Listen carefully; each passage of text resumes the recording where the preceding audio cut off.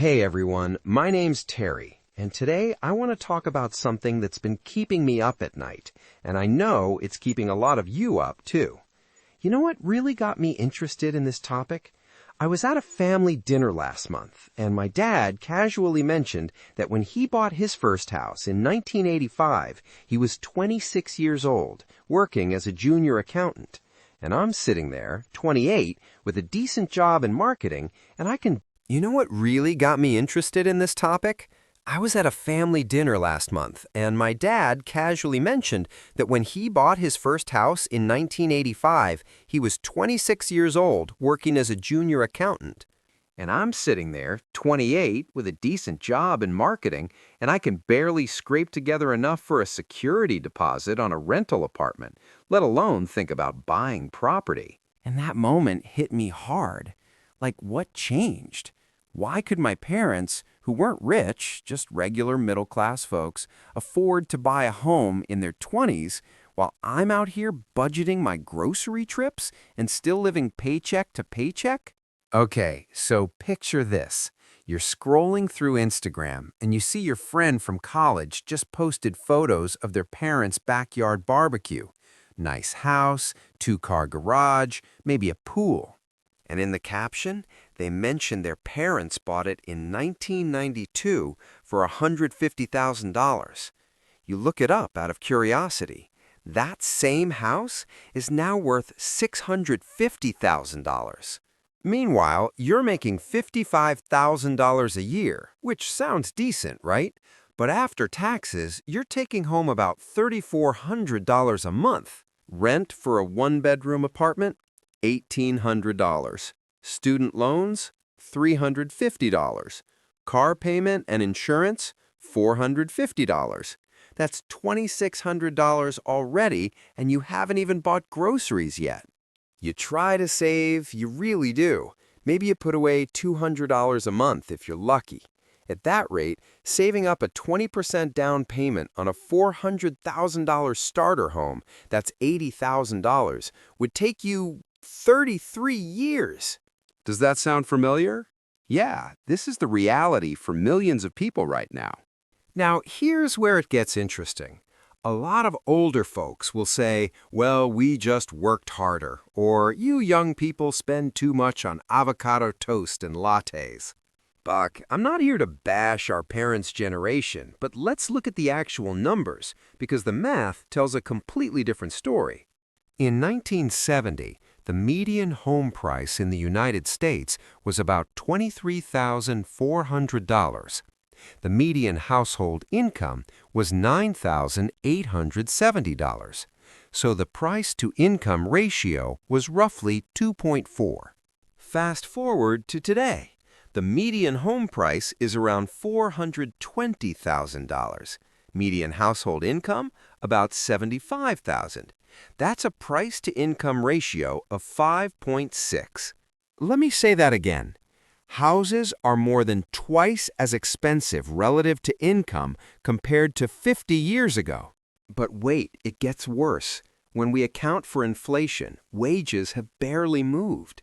The average worker today makes about the same in real purchasing power as someone did in 1973. But housing costs, they've skyrocketed by 121% when adjusted for inflation. So no, it's not about the $5 latte. The entire economic landscape has fundamentally shifted. Okay, so most people know that housing prices have gone up.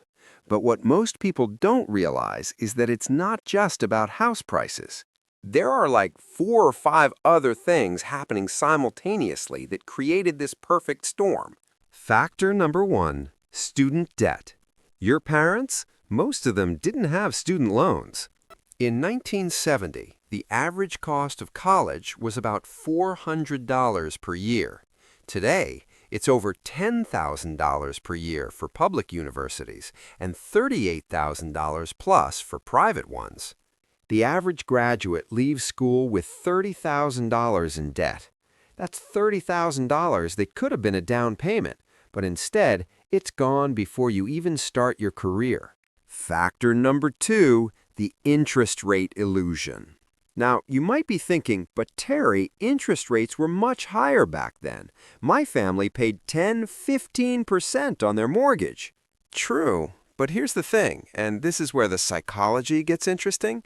Even though interest rates were higher, the principal amount was so much lower that monthly payments were actually more affordable. Let me show you the math.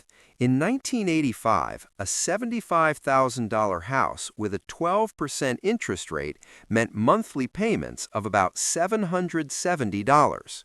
In 2024, a $420,000 house at 7% interest, your monthly payment is $2,795. Well, even with lower interest rates today, you're paying 3.6 times more per month. Plus, you need to save up that massive down payment first, which our parents didn't face. Factor number 3, the hidden monthly expenses. Here's something nobody talks about.